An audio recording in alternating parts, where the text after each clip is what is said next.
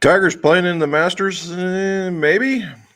Got lots going on in the McGolf shop, and we're going to talk fitting and a new iron that I just got. Next on What's on My Drawers Golf Talk.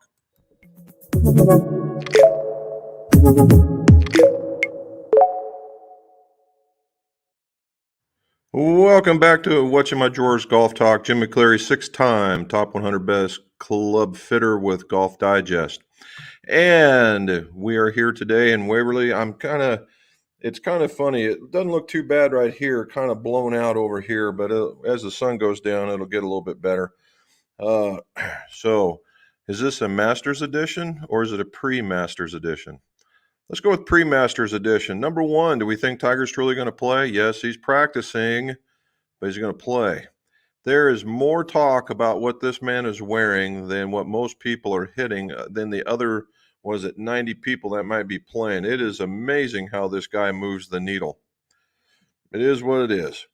Hopefully he does well. I'd like to see him do well. They would just set the golf industry on its ear, just the fact that guy can come back from that. There'll be half of them will say, my God, I didn't see that coming. And the other half will say, yeah, I saw that coming. So tell me, not the fact that if Tiger's going to play or not, but who's your pick to actually win the Masters? That's a good one. And that leads us into a brand new guy who won the Texas Valero Open. His name is JJ Spaun. He going in there at a -3. Matt Jones gave it a massive run with a -6 to fall too short. Kuchar apparently had a run at it and fell short at -11 as well. And then as I've done in the past, the last guy who made the cut but may not have done very well, +5 ended up at +6, a W. Clark. So there it is. So we've had a lot going on. So we're going to, the TV will be lit up with Masters, because Masters always draws a crowd anyway. It's a great tournament. And then the fact that Tiger's return, that ought to be something. We'll see something there for sure. All right. So let's go to In the Shop. I have been extraordinarily busy. Now, I wanted to go back one. I know we did this before, but I wanted to cover it. This is a set of Accra shafts that are upside down. And Accra does a custom paint job. And this custom paint job was really quite cool in that the Accra, where you see the logo, it's outlined in a blue with a black in there, and on the silver, each piece of those, each color was custom picked. And what it does is it absolutely matches the ferrule. So it was a really good looking club with the gray grips and then the nice silver heads. I just want to throw that out there. And while we're being on the topic of, custom, here, I've mentioned that I am the only Toulon dealer in the state, and they sent out a Masters putter. Didn't know that was coming. It just showed up, and it looks a lot like this. There it is. It says Odyssey on it, but these are special Toulon design. This is the Magnolia. I do like the little, that is a milled signature on there. That's pretty cool. Nice little top lines, very, very simple. Very, very nice. Nice custom grip with the traditional green. And then the club cover with the Odyssey logo on one side, Toulon on the other, and then Magnolia on the bottom. Isn't that cool? Very nice little putter. I was able to make one or two strikes with it with a plastic on, and it feels completely different than all the other ones. So, yeah, it's a different bit of a putter. And if you guys follow me on Facebook, down below, that I put it on there and no more and turned around, it was sold. Turns out, and I'd like to think that, oh man, everybody's following me on Facebook and that's just what's going on. Well, that's not the case at all. What happened was my rep knew that I had gotten it in, and somebody had mentioned to him that, boy, they'd really like to have that. And he gave me a call as minute he saw it pop up and he was on Facebook and follow and do that. So didn't last real long. Hopefully all the other special ones like that, because I fully suspect we'll probably get one for the Open and the U.S. Open and any other special time frames that are out there. All righty. So amongst all the extra work that we were doing, I was doubling up, and you would get to see this. Got two sets of irons sitting right there. One was a reshaft, of which you'll see a video on. So as we get to that part, like, subscribe, just like it says in that thing going down around the bottom right here, if you would, and hit the subscribe bell. That way you get more of the videos. We passed 25,000. We did it. Yay. And thanks to you guys. And that was awesome. In fact, we're up to 25.1 now. Hopefully this just keeps climbing. Anyway, do that, and follow us on Facebook or Instagram if you don't mind. And anyway, the video that you'll see tomorrow will be on reshafting those, and they were steel heads. And the reason why that's special is steel heads have a bore through, but it's a fake bore through. It's not a fake bore through, but yes, it is a fake bore through. And I cover all that stuff in the video and how to get around that special decorative piece without melting it. And then we show about putting it together. So that was it. So while I was doing that, I can't let this one go either. While we were building on Sunday, of course, it was nice enough weather, so we had to do a little bit of barbecue. So that's some chicken and some Western style ribs. Now, I will say this, and this is as we start getting way outside the bounds of golf, that you guys, I went to the PGA show and saw the American Soul Brothers. They do the barbecue sauce, and we did a sweet and spicy, and it was extraordinarily good. It wasn't over the top spicy, and it was just sweet enough. I could have sworn there was pineapple in it. Looked in the ingredients, not even close. So it worked out pretty good. And I also did a local barbecue sauce on the other one. So not a paid advertisement. I just think it does just that very good. So there you go with that one. All right. So we were really busy. I've got 3 sets that I've got to grip after I'm done here in order to get them out. All right, now to the fitting part of it. So I did a lot of fittings this weekend as well, and through the week, and it was kind of neat. We had kind of a different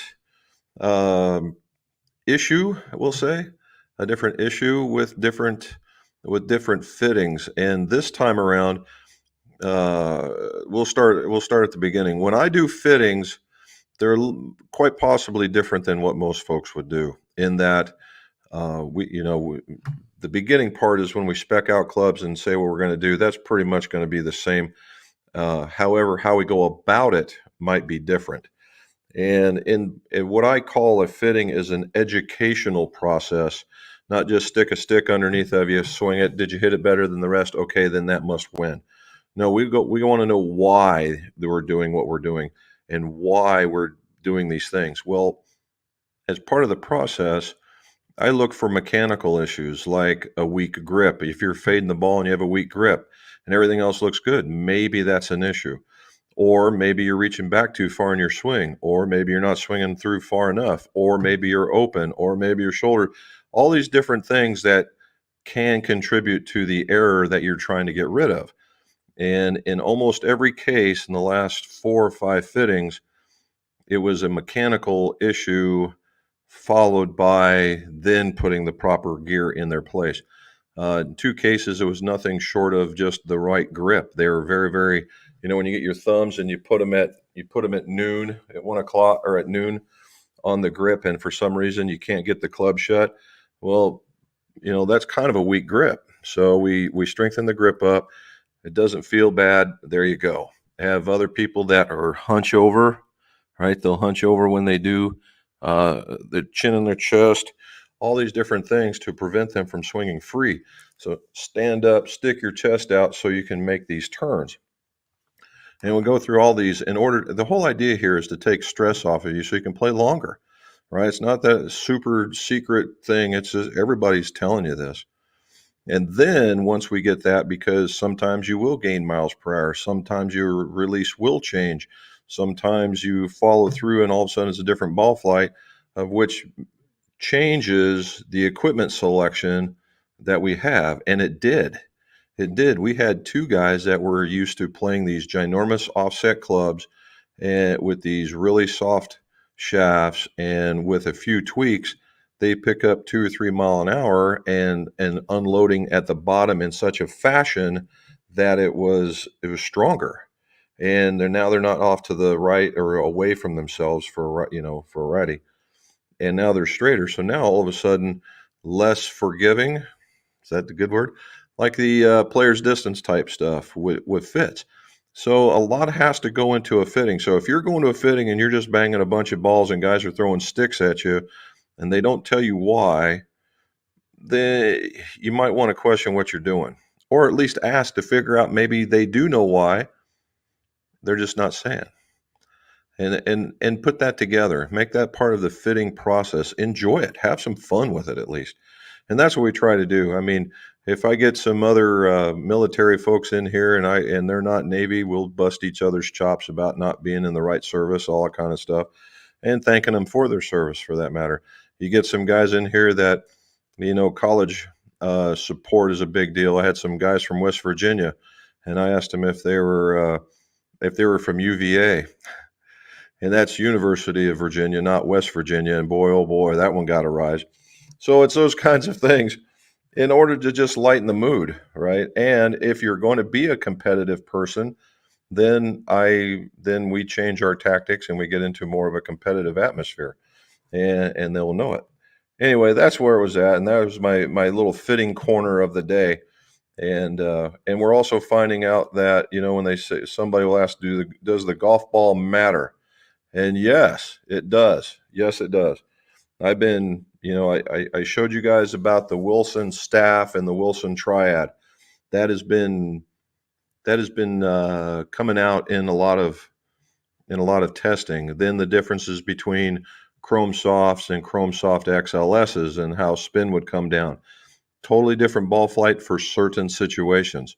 So yeah, the golf ball does make a difference, and it can make a difference of about in some cases a club, maybe a little bit more.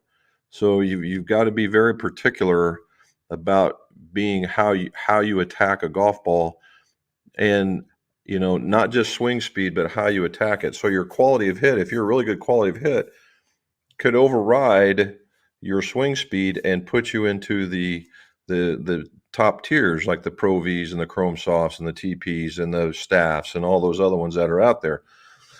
The Z Star, all of them, and as opposed to a guy that hits it, just swings out of his shoes and swings at 200 mile an hour and can't hit it. Well, then you might be in the next couple of, the next tier, which is, the what I call the performance tiers, which is the Z Star or the Q Stars and the ERCs and the RX 330s, that line. And because it's bang for buck at that point. So there it is. I got on I got on my horse. All right, review time. All right, as I don't know if I showed you this once before, but Wilson has released to me their launch pad and their D9 Ford. So Charles, you'll be able to see it here in a second. So here is the launch pad. This is the driver. It's a gray with the green, black with some nice mirrored finish stuff here. Very nice face, and it's got what are they calling that? The PKR face. That's the what they're using to say is their responsive face. And again, you can't see it, but they are not showing any of the. See, that's metal. Nice accent around the outside. The other way, accent around the outside, and then a little marker so you can see it. Now, this guy sets closed, and it is very draw bias, and that's what it's for. All right, it's to help you get the ball closed. They make no bones about that one. Their irons are very much in the same fashion. Lefties were left out on this one. They only make right-handed stuff, but it does look cool, I have to say. It does look very, very cool. So if you're a guy that suffers from taking large divots or don't want to take large divots, or you want to get rid of a fade / slice, this could be the shaft for you, or it could be the head for you. So I'd take a look at that. Now, in the review, I've already done the review. I just got to finish the video editing. Is the Wilson D9 Forged. The Wilson D9 Forged. All right, let's get that in here. I'll put one down. All right, you see the Wilson badging, the D9. This is a bit of a badge all the way into here, but if you look, it sticks out, but there's more of a muscle right here, and then you have this forgiveness right here, and then it has power holes, and look how close those power holes are to the face. That's pretty close, and that's where to get it there. Now we're going to talk more about this for everybody wants to see. There's the top line. That's not real big, and the offset on it is very minimal. All right, good looking club. Good looking club. And this is a moral of the story of why I measure everything that comes in, or why I should measure everything that comes in.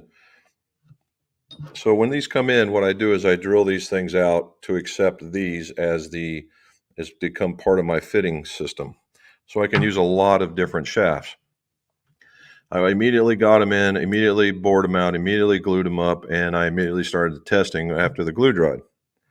And I was hitting it right in the screws. Very well hit. Well, I was getting a 1 point, very, very high 1.3 to almost 1.4 smash factor. With an iron is it's not easy. All right. And I was only getting out to about 185, 188, I think. I think those were the numbers. And I thought, some is just not right. Normally I can, a stronger club I can take out a little further. Even my current set I took out a little further. What in the heck's going on? Well, then it dawned on me that after I was looking at another set of irons, just a whole nother company, that all these lofts were off. I thought, you know what? I wonder if that's not it. And I went and put it on there. It was 3 degrees weak.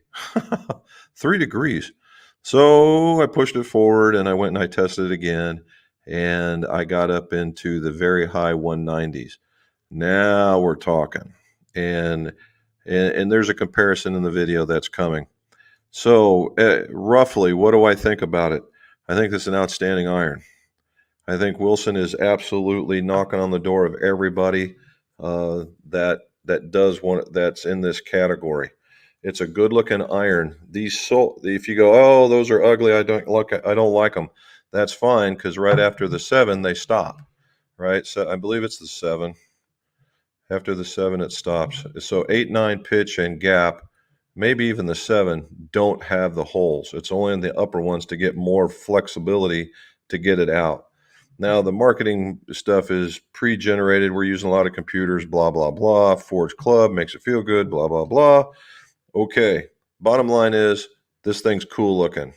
Number 2, they made the sole a little less wide so it looks a little more player friendly, or more so a player would like it. Okay, has very little offset. It's a stronger lofted club at 27 degrees 6 iron, which is where they're all at. And it looks really good at address, and it hits really good. You can tell when you get the misses, and you can tell when you just absolutely flush them. And it goes up to a 3 iron. So you guys digging on irons, it's got you right all the way from the 3 down to the gap. So I don't understand. Go get fit. There's my other soapbox. Go get fit so that these things fit you well, and I guarantee you enjoy it. All right. Whew. There we go. We went through it. Only took me a while. Let's go see what we got in the way of comments. All right. Go to the top here. Zoop. Matt got in there first. Matt shot a 70 on Saturday, wet and cold. Rolled the putter very well. Now, we're talking about a guy that came over to my home course and shot, and he would have beat me by about 7 or 8 strokes. So, or 6 to 8 strokes, yeah. Oh, I don't know if. How about that for a new one? Thank you to Ben Shot. All right. Rolled the putter very well. My question is, what's your favorite shot in golf? I love having different chip shots after missing a green. Well, dude, I don't know how many people like missing a green and then having a chip. I mean, really? Oh, what would be my favorite golf shot? Actually, my favorite golf shot's probably about a 100-yard shot. and in those different conditions, because at the course that Matt was just playing at, there are greens that are very elevated, and then there are shots that are you're hitting from an elevation. And those shots that go into those greens, just like he's talking on a chip shot, the 100-yard shot can be anything from a half swing on one club, full swing on another club, kind of a line drive on another one to hit a backstop, those kind of things. But that's where I kind of like it. I'm in the iron category. I don't have that. Pardon me. I don't have that confidence Matt does in his short game, but I do like my irons though. All right, Mike from Buffalo. The snow melted. Yay! I think we're in it, Mike. I think we're finally into all this. Card at 39. Also love the chip pitch shots around a green. By far my favorite part of the game. 39 after the snow melt. Mike, you're going to get out there, buddy. Emmanuel, what do you say, sir? How are you? Thank God it's Monday. Hope you're well. And Jim, thanks for another great video. No problem. So Robin we'll get to the Robin part. I'm sure she's already talking about it, but she got out of the cat, we'll call it the cast, and was put into a boot. The boot lasted 1 day, and it rubbed part of the area and caused a bleeding effect, we'll say. And you're looking at him, Captain Carpet Cleaner, spent the next 2.5 hours following wherever she was walking. But we've got her wrapped up now, and she's taking it easy again. I think we started off she got a little aggressive, and hard to keep a good woman down. And so now she's going to go see a doctor tomorrow as part of the checkup and probably get tongue lash for being a little too aggressive. All right, my favorite shot is from my driver. I like hitting my second shot last in my foursome. There you go. We just got that driver dialed in just here the last time we were talking, right? All right. Kurt, I prefer putting for birdies versus pars, saving chips, that I must say. All right. Jim and Robin put a smile on my face by finally getting me a B-weighted MP2 through the gap wedge that fits my needs after a 20-year-long wait. Well, you're welcome, Kurt. And after we reweighted it so you could have it where you wanted, it was a pretty neat little build. All righty, past my prime. Can you speak about forged versus cast irons? Are casts still being made? For certain they are. Which one is better or worse? Can they be identified other than the manufacturer's spec sheet? Well, since I happen to have this thing here, all right, past my prime. So the deal here, cast versus forged. From a purely club maker perspective, if you had, and they did this once, by the way, if I cast a club and I forged a club and they were the same, very few people would be, and it was all blank and you didn't know it, very few people would be able to tell the difference. All right, and that goes even with pros. Very few would be able to tell the difference. Now, there are some out there that do have an extraordinary sense of feel, and they would be able to do it. But at best, it's a 50-50 shot, and most of the time it's a guess. Now, that being said, that's based on the style. So, of course, cast is exactly what it sounds like. They call it the lost wax process. And what you do is, and although this one's not cast, but you get yourself a design, and you make the positive of it in two casings to put it together. And what you do is, right where my thumbs were, there would be an intro to that. Okay. And what they do is in order to check it, they will pour wax in there, and you'll pull it out and they will measure it, and they'll want it to be, I think it's 15% bigger. All right. And that's what they'll do. Now, and that's what makes that. So they want that wax mold. Okay. So they want the wax mold.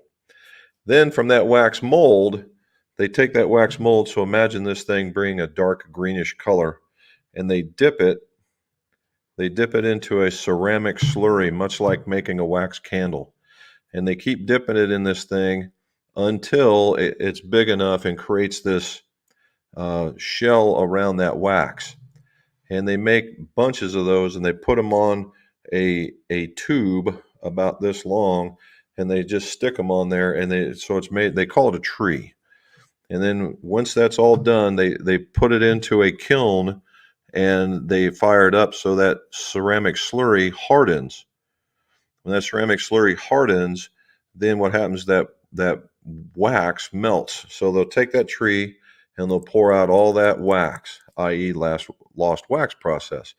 Then once it's all out, then they take molten metal and they'll pour it back in there and fill up all those molds and put it back in that oven and slowly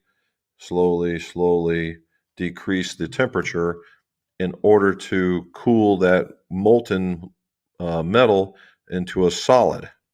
And then once that's all done and it's nice and cool, they'll break this thing off, and then they just go and break off the ceramic, and voila, you have a club head. And it's a very good club head as far as repeatability. Okay. Now what they'll do is, and then after that, it's all about dressing it up, whether you finish it via throwing it in a tumbler, or you polish it, or you chrome it. That's purely up to the designer. And that's the way that one's made. The forge process is just basically like your old Play-Doh toy at the when you were a kid. You took a log about this long, and not Play-Doh, but you take a piece of carbon steel, heat it up, and what you do is you press it into a primary kind of shape. Then you take that thing while it's still hot and you put it in another form, and you press it down again, and you keep going, and you do this. Some will let it cool down, then they'll heat it back up, and then they'll go on to the final forging process, and that's called what do they call it? Mizuno does it. So it's grain flow forging. And there's some other companies that will do it 3 times instead of twice. Some won't. And then once you get your final shape, it's very, very rough. And what they'll do is they'll either one, they'll press the scoring lines in the face, right? Or they will mill them into the face, depending on the manufacturer. And then what they'll do is they give them, and there's a lot of hands-on time for grinding, right? They grind, they'll smooth off all the rough edges, because this one is, it's like the Play-Doh mold. They take off the rough edges, get it to the size and shape that they want, and then they go to finishing. So the reason why forge is so much more is because there's more hands-on time. Okay, more hands-on time. Now, where did forge become all that in a bag of chips? Is because that was the only process that was around, and they made, the 1800s, and they made blades because they didn't have the technology to make cavity backs, and so forge became synonymous with good players. That is not necessarily the case anymore, because technology has caught up. The forging process has caught up. All right. And there's other ones out there that are even more radical than these guys, as far as pocket cavities and all kinds of stuff. So there's the difference. Now, the end result is that forged metals are typically softer than the cast models. That's what you'll hear on the internet. So it's easier to bend. They'll primarily give a softer feel because they are of a different design, and then the cast. Cast is more durable. Is any one better than the other? No. As long as it fits and you can hit it, it doesn't matter how it's manufactured. But that's the very long answer to that question. Woo-wee. All righty. Oh, one other thing. I forgot to show you this guy. So we had a really good weekend on the range, and so we got this.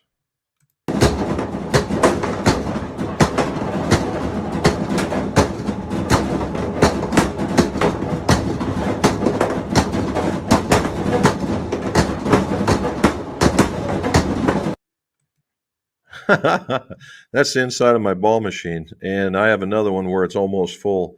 And we got to thank you to Paul and his family for coming out and helping us out while Robin's laid out.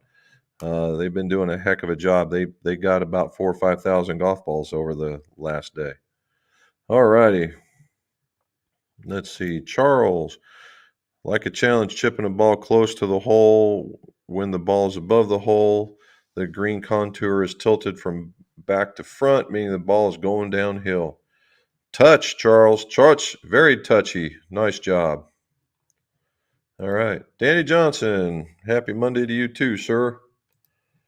Krister, snowy still, huh? You got a few more, I think you got a few more weeks then, do you? All right. Manuel thinks Tiger's going to play. I do too. I don't think he's unless it's up to the 11th hour where he still feels competitive. Then I don't see him withdrawing. Happy Masters Week to you too, sir. I think it's going to be quite. I think it's going to be a good tournament. I think we're going to see a lot of different golf than we're used to seeing. I think we'll see some names at the top of the leaderboard, and we'll always have that. Somebody's going to jump out to a big start, and then it'll be a matter of just catching up to that person, whoever that person may be. There's a lot of good golf being played out there. Saunders is playing some good golf. All the younger guys are coming up, and they're not afraid anymore. So there you go. I just like to see Spieth get that one chip on monkey off of his back and watch him just go right through it. Dwight, how are you, sir? From Missouri. All righty. Thank you. Glad you like it. Michael Barber, Derby, UK. Thank you. Thank you for staying up late. The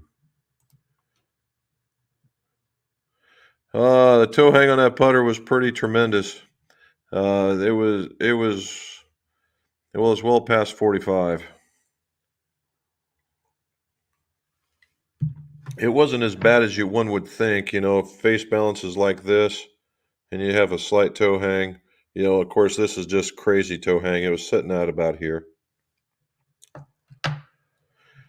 But it was a nice putter. I mean, it felt good. Oh, my. There might be something to that black finish that makes it feel a little bit more crisp.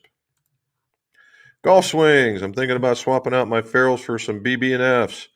After I move the heads, do I need to remove the tip weights from the shafts and then re-glue them, or just leave them in the shaft as is? Well, so if the tip weights are in there and they're clean, right, you're going to have to clean them off because normally they'll have some residual glue, that kind of thing on them. I'd clean them off real good, just like you're cleaning the tip. I don't see any need for you to pull them out. And it just depends on the model too. Mizuno has that one where it's kind of just a rectangle on the bottom, where most of them have it covers the whole entire bottom of the tip. Be careful in how you clean it. Make sure it was glued in versus just pressed in. If it's pressed in, I think you can get away with it. But don't let it be rattling around. So if you give it a shake or do a bounce and you hear it rattling, then yeah, take it out, glue it back in, make it solid. And then I think you should be fine. All righty. James Hodges, how you doing, buddy? Hi, guys, gals. Congratulations, Pony passing 25, onward and upward. Yes, sir. That's what we want to see, right? We want to, basically double the number now. I'd like to catch up with those other guys, but I don't teach a swing, and I don't hit it past 340. So I have to figure out something that gets their attention. Golf Swings is in Toronto, finally warming up around here, first round. Nice. Well done, sir. Toronto. All right.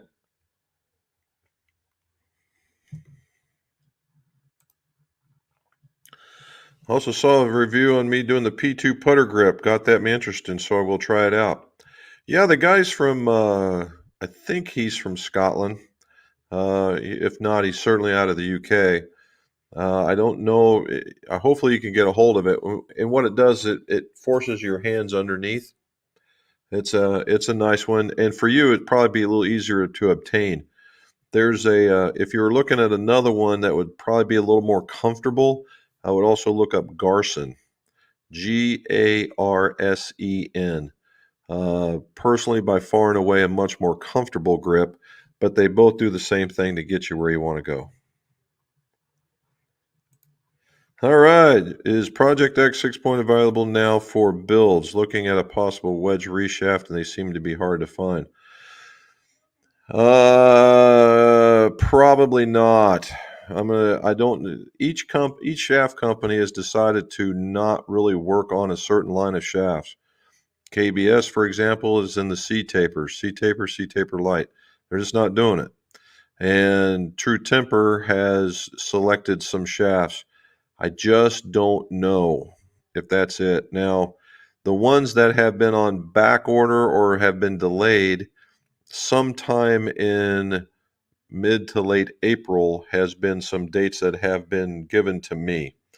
Now that would be the second backing up that I've heard from them. And now I'm getting word on it was a grip that's now backed up into May. So I could tell you, yeah, they're coming, and they could send me a note here in a week and say, nope, it's going to be another month and a half. So if you happen to see it out there, I would grab it. The play, obviously I'm a big fan of GolfWorks.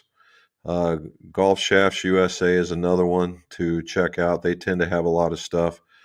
Would be the two places that I would go directly. All right. Oh, Bob must be on. Hey, Bob. Sunny V, Myrtle Beach. Woohoo!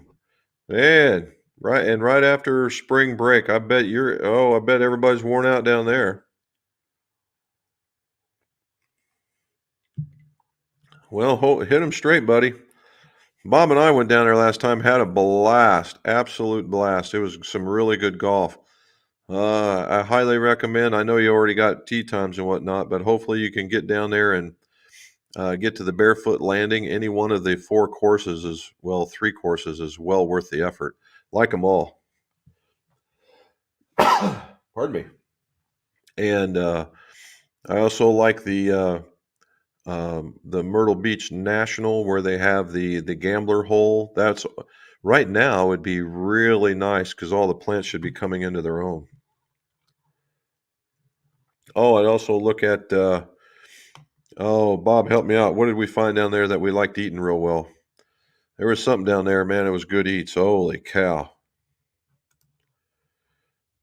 Michael Barber's online with that. Brendan, how are you, sir? Thank you for staying up late again. Was messing about with a ZX7 with different kind of shafts around 110, 130 to compare to my Callaway XR Pro. XR Pro. Okay. KBS, I can't believe how much difference it makes to the feel. Yes, it does. Yes, it does.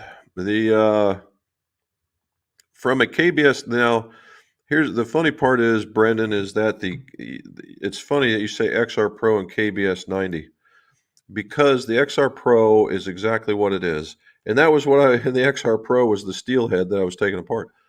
The Pro models for the most part are a mid launching type club, right? Mid to low launching club. The KBS is specifically Tour 90 is a high launching shaft. Now in Ireland, keeping the ball flighted is at a premium, right? From what I remember, and the stronger shafts, the 105s, 110s, and particularly in the sevens, which is along that same lines, allows you to have that particular feel, and you could probably flight it a little easier, right? As opposed to hitting all those balloon shots.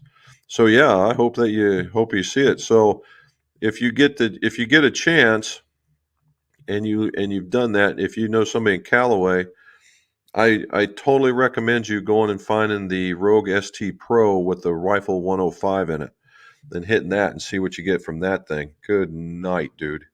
That thing is pretty spectacular. All right, so check that out. Let me know what you think. Manuel, they are nice looking, dude. I am hats off to Wilson. Since Mr. Pergande has taken over the reins for the R&D. He's in charge of the R&D. This guy is super nice. He's right out of Wisconsin, just north of where they work, and he comes up with the cosmetics. He knew that they made a pretty decent, I'll say a decent driver. Uh, but the cosmetics were terrible, and they have just totally beat that one out of the yard. And these new irons that he got, the CBs, the D94s, just a good looking setup. If they came out with a hot driver, I mean a hot driver that would stand up with these guys. Mr. Clark has he has what I would call an anti-affinity to adjustable clubs. He doesn't like them, so that's the reason why we're seeing a lot of bonded stuff. At least that's all I can. That's what I can construe, because the only time he put out an adjustable club was during the driver versus driver. Everything else has been bonded, and somebody's got to make that game call. And uh, I, I don't think that, we've talked about this before, where 90% of the folks don't adjust their clubs, which if you were budget conscious, you would probably not make a golf club that was adjustable, because 90% of the people would not be adjusting it. However, I think we've gotten into a we'll call it into a habit of being able to have that option, even if we didn't want to exercise it. And that's the difference. And if they were wanting to do that, and if they wanted to do this and not have that, at least make it so that maybe it's bendable, and let the guys like me be able to bend it and give you what you need. However, that's not there. So they're coming along, though. The launch pad, I'm telling you, for getting it up in the air, the thing is like, well, hold on. Maybe I got one. Let me spin around here real quick. I do. Okay. Launch pad. Right there. I think this thing is just really neat looking. Big hollow body. I mean, look, you can even see it's so shiny you can see the screen. But I mean, very much offset. I mean, that's what it's for, right? Very much offset. And look at the sole on this thing. Good night. Look, it's like broadcasting on my. That's what I'm looking at when I'm doing this. That's pretty funny. And the funny part is they get wider as the loft gets smaller, and as the loft gets higher, it gets shallower. But it's a get through the club, thump the fairway all you want, don't get stuck, swing for the fences kind of stuff. Pretty good. Pretty good indeed. All righty. Here's Brandon. We're going back. Also, is there such a thing as getting used to new irons if you have played with that iron that don't suit your swing and feel? Oh, let's unpack this one really quick. Is there such a thing as getting used to new irons if you have played with irons that didn't suit your swing and feel? To an extent, yes. To an extent, no. So I know I'm tiptoeing on both sides of the fence on this one. So, Brendan, what you're asking me is, if you've been playing clubs that have been ill suited to you, and you actually go get fitted, and now you have clubs that are more suited to your swing and your profiles and all that stuff, is there a use to getting used to? And the answer is yes. There's a, you know, but it's a good yes, right? It's a, and it was just like we were talking about with my fittings, that these guys were all they hit were fades. That's all they could hit. They never saw the left-hand side. They were righties, never saw the left-hand side of the fairway. And so I made some adjustments. Say, so you want to get rid of the left-hand or the right-hand side, right? And they go, yep. And they started hitting it down the middle, pulling it left a little bit, and they started hitting the left-hand side of the fairway. Well, all of a sudden you can see them getting uncomfortable, because that wasn't the expectation. The expectation is that they're used to seeing this thing flare off to the right. And finally I had to go, what's the matter? And they go, well, we're not seeing it go right. And I had to look at them. I go, but you wanted that, right? Well, yeah. And I said, so what's the matter with that? Well, nothing. We're just not used to it. So it's something to get used to, so you can develop a new expectation, right? So, and it's all just to get some new feelings, and that would be the getting used to part. Now, the negative part of it is that if maybe you're Maybe you're expecting a particular ball flight. You're used to hitting it high. Now you're hitting more penetrating. And that is something that's odd to your eye because it's something you've gotten used to. It's just like bad habits. You got used to them. And now you've got to break them. That's the only part. Hopefully, everything is to the positive for that. If you're getting something that's going to the negative, then a couple of things have changed. Either one, you don't have the right club, or two, you didn't, or you're manipulating yourself in order to fight the club to get to what you think you should be getting, which was the old set. Whew, okay. How about head weights for the D9 Forge? Are they close to each other?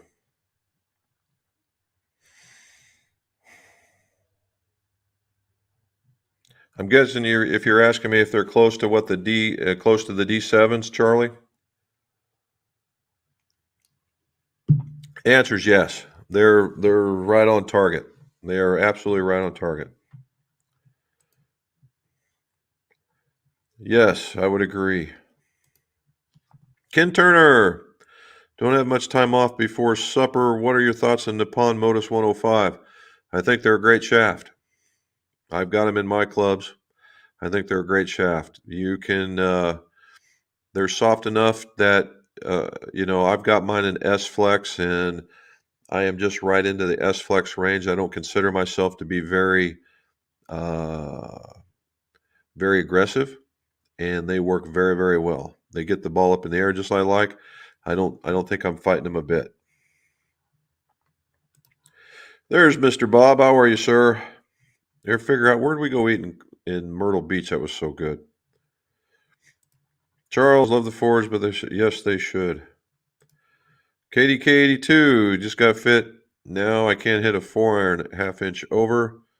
2 degrees up, possibly bad spec for me in that iron. All other irons are great. Huh.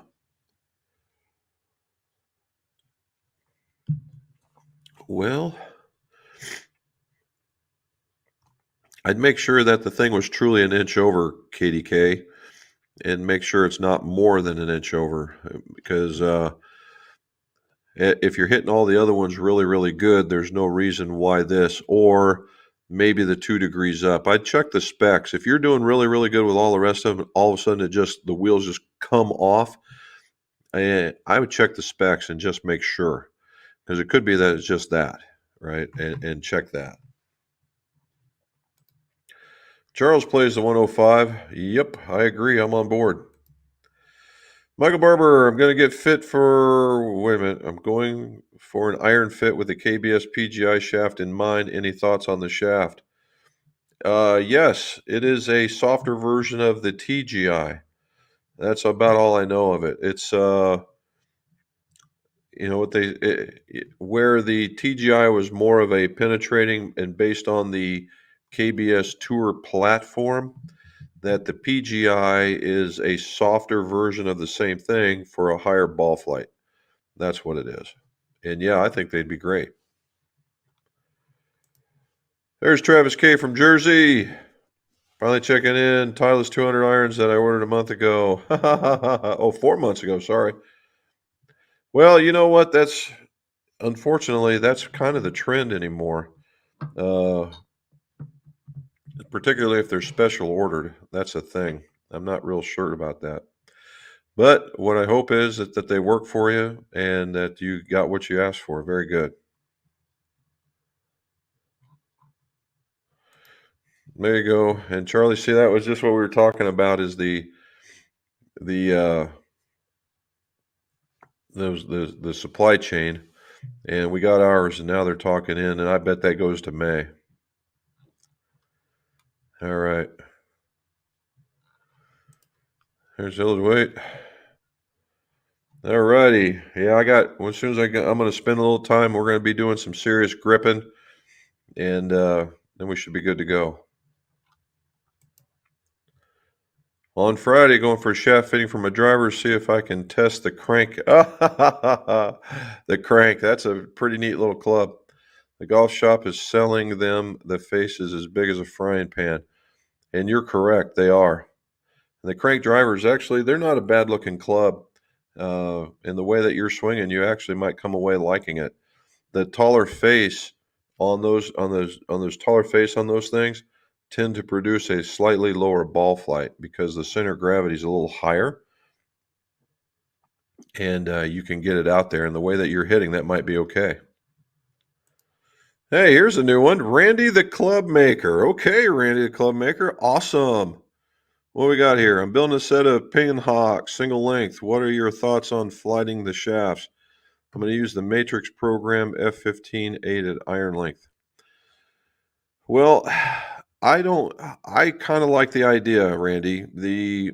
One of my most favorite things when doing single links are the guy that's from Rapport. The 10X is the name of him, but he makes a set of single link shafts. And what he has is a set for the top end, a set for the middle, and a set for the bottom end. And each one of them are the same weights, but the profiles are different so that they help you at the top end and the bottom end and the middle. Pardon me. So if you could flight these such that they were going to give you you don't lose any weight in that, and you wanted to, and again, with these things, it doesn't take a whole lot, right? We're only talking about this much. And doing that, I'd say, yeah, any little help, particularly at the top, from about the 6-7 iron on down, it's not a big deal. But at the top end, yeah, I'd go for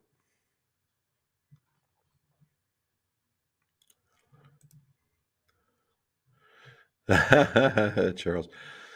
I mean, you got to give Krister a break here, bud, because he is under like a foot of snow, and when he's not under a foot of snow, he's running on top of it. So, I mean, the dude's an animal.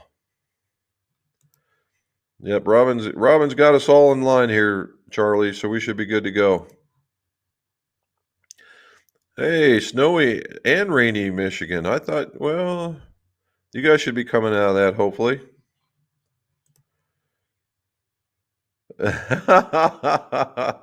Greyhound. That's funny because I know what you mean. I didn't know they had Greyhound over there. So, hey, good. That's a good one.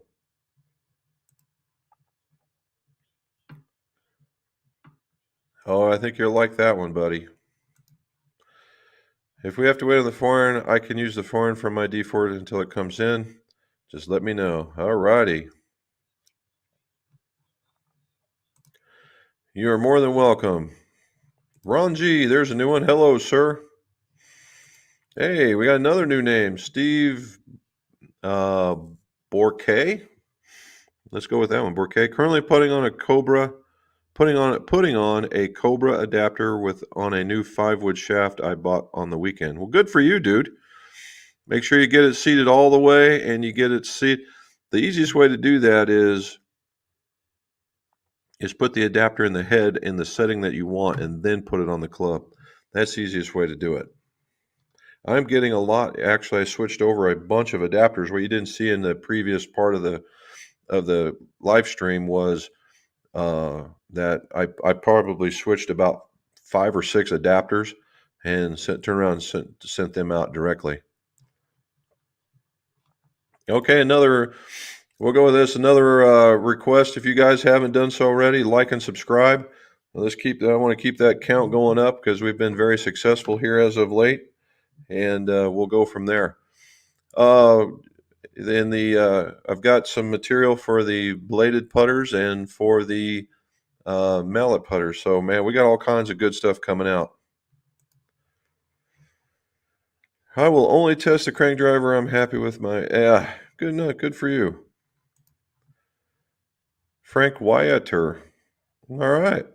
This weekend, I got to hit the new 225s and the T22 wedges. Oh, Jim rebuilt for me to my specs with his recommendations. Couldn't be happier with these. Throwing darts with these. Well, Frank, I'm glad to hear it, buddy. That's always good news for us. So I got to tell you, the 225s they're going to be one big hit for Mizuno, and they know it. A little more compact, hollow body design, a little stronger. Mizuno gets nervous when they start going stronger because they're not used to it, but it is what it is. It gives that blade look, and I ran into that during fittings today and this weekend when I I said, here, try this. And they looked and they said, well, this is a blade. And I said, well, not really. And just hit it and see what you think. They were so freaked out about hitting a blade that they couldn't put a good swing on it. I said, okay, just give it back. We'll go from there. So I mean, you can get psyched out. It's pretty funny, but they do good. The T22s, I really like those too. They're a nice soft wedge. Okay, bing, bing, bing, bing, bing, bing, and super quick turnaround. Good. Charles, that's a nice driver. Game of the M5 Tour last season. Like it for some reason. Okay. Dennis Hood. I like the forged irons with the steel face inserts. I like forged irons with steel face inserts or some other kind of hard metal inserts for durability. The feel is still good. Okay. They do, they do have some of those out there. They'll have a forged body so they can say it's a forged club, and then they'll have like a carpenter steel face. That's what you're talking about, and they do work just fine. Jack King from Lombard, what do you say, sir? Hopefully everything's going well. Charles. And you would be right. That's honest to God truth. It's really it's funny how you guys will put in the same shaft and the different set of irons and expect the same thing when they're a totally different iron, and all of a sudden it doesn't work. But I mean, it's a good guess, but sometimes it doesn't come out like that.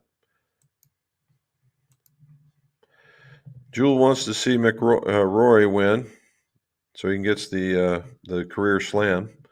Yeah, it'd be kind of nice. PT YouTube, Phil from Scotland. How are you, sir? My driver in 3-wood have 60-gram shaft. Have a 60-gram shaft. My wood seems way lighter and allowing to swing faster. I'm 16 handicap with a decent speed. Are 50-gram shafts for only slower swing speeds? Absolutely not, sir. Absolutely not. Glenn Fiddick, by the way.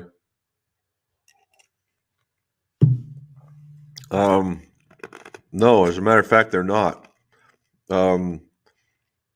That's what a lot of folks would promote. What they would do is if they were saying it right, that the lighter shaft would promote a higher swing speed. Now, if you're in a very aggressive swinger, like you've got this big monster turn and you pull down like that, and you do something, you just go bam like that, then you probably won't like the 50 gram because you'll have lost the club in transition somewhere back here.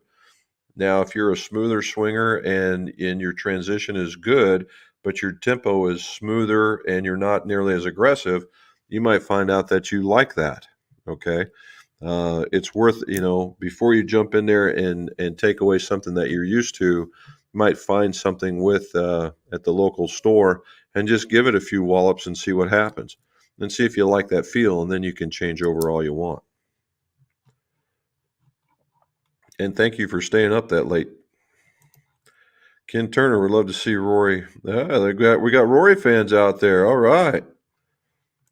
Jack, looking at making a driver in a MX23 iron. What shaft tip diameter would I look at? If you're in the MX20, bud, it's still a taper tipped.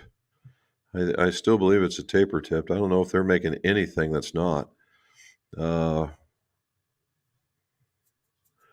can't believe they're not. And it's Jack. It would be actually kind of a safe bet because even if it's not, you could shim it and be just fine.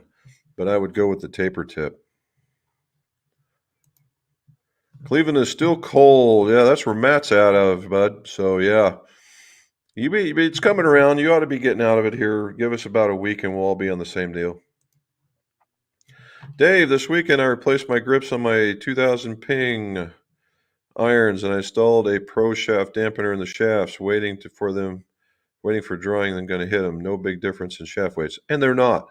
The Pro shaft, I've put some of those in. I did that video, and they're very, very, very light. And when you got to push them down about so far, and then it's sitting right there, and it's right at that spot that's barely perceivable in the way of weight goes, and it doesn't change the swing weight much.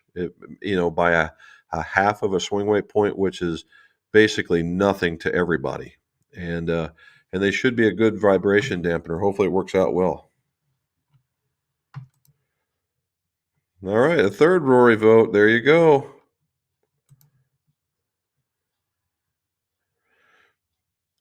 Server rack made in time. Well, I'm glad you made it. I'm glad you made it. John Kelly, how are you, sir? We got some new names out here. Well done. All right, Bean. USPS started at $15 surcharges on all packages over 33 inches in length. This is going to lead, obviously, to much higher shipping costs. Yeah, I didn't know that. We'll have to ask Mrs. McGough. She's the head of shipping and receiving at our place. We'll have to see if that did that or not. Wilson should release a new FG Tour driver. Gamed one many years ago, and what a driver. The cosmetics are awesome and glossy black crown. Yeah, the F5 was really quite the little driver for them in the players category, right? They did very, very well with that. The D9 is kind of in that area for them in their what they would say distance model. But yeah, it would be nice to see them with a. I'd like to see them just put all their collective thoughts together and just come up with like some super tech, high MOI, fast range, blah blah blah. Make it all go, adjust it however you want, kind of setup. I think it would be pretty cool. I think they're at that point where they could probably do that.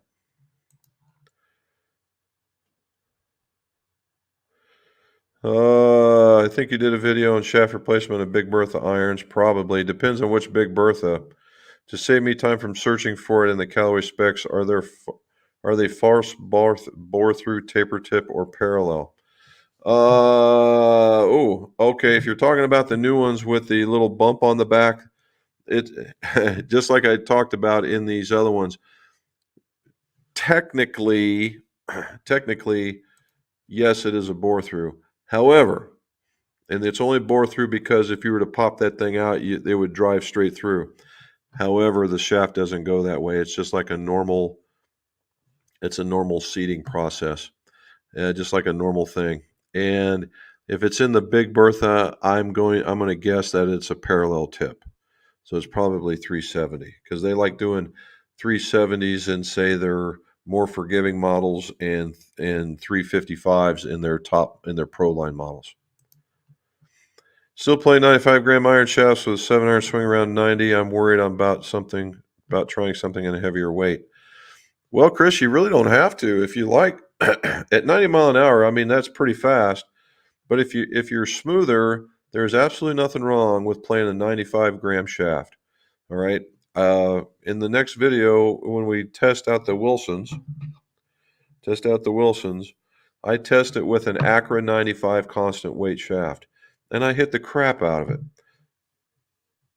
So there's nothing wrong with that as long as you get the right one.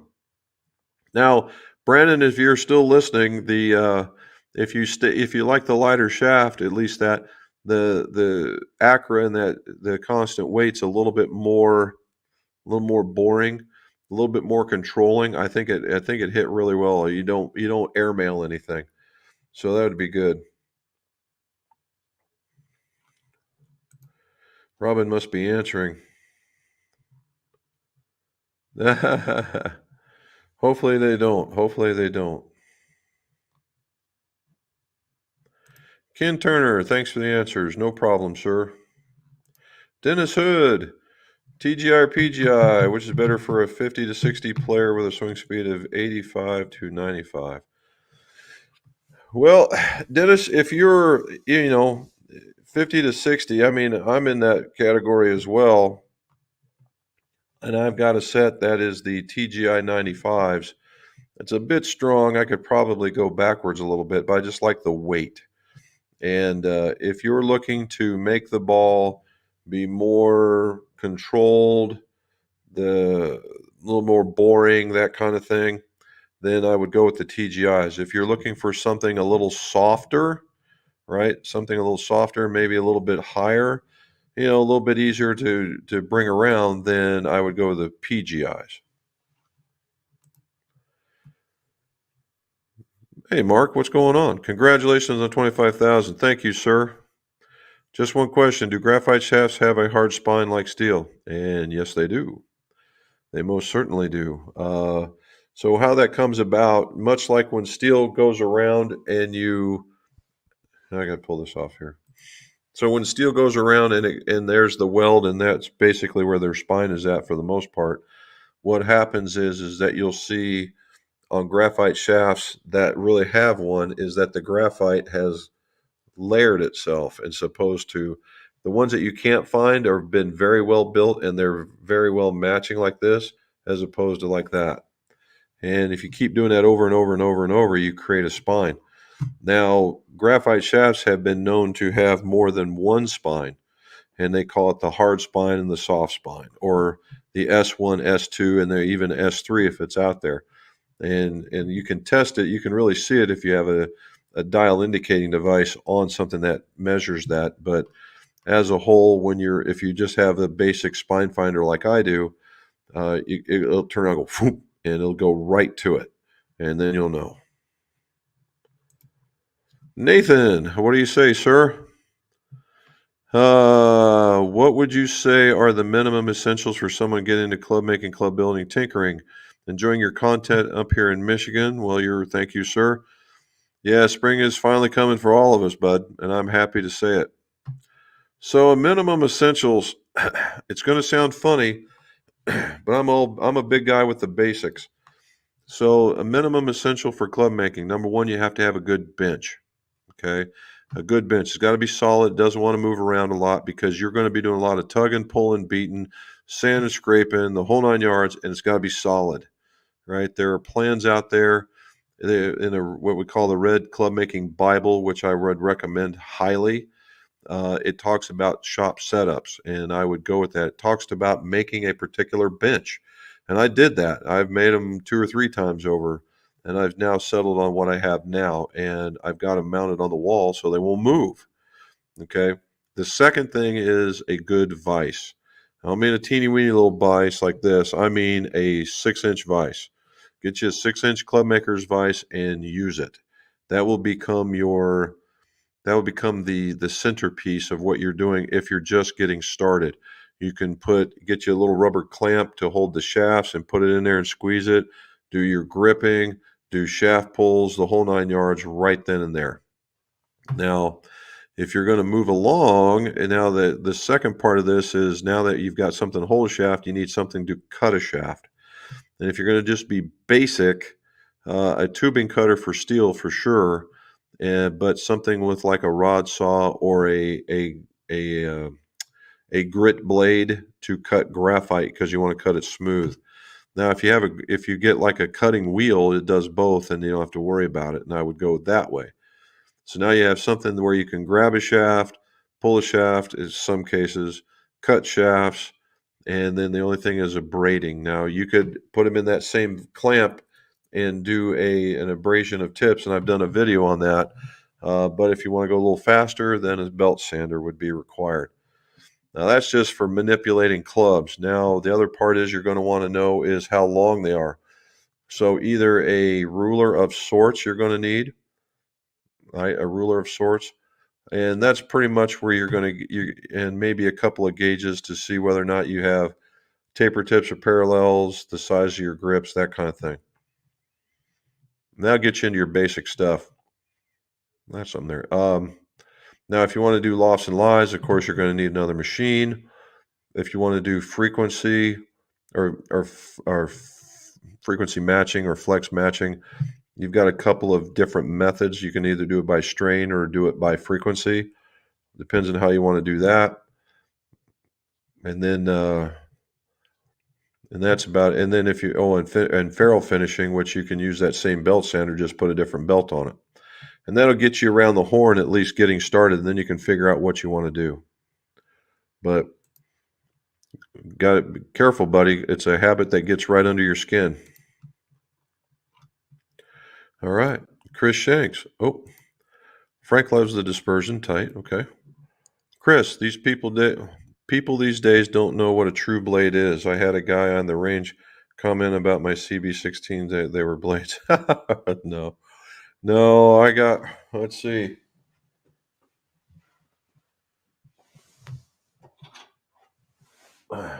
While we're staying in the range of Wilson, right there. That is a blade. Yeah, they're tough, man. They are tough. Stan, hello. Happy Monday. What would be your thoughts on either the tin size CK Blue or the Kinetics? That's the one I was talking about. TSD one for Maverick Max. Swing speed is 90. I think the Kinetics would probably be a little bit much. The TS is exactly what it sounds like. The Kinetics is if you're a very aggressive swinger, then the Kinetics. If you're a little smoother, then the CK Blue.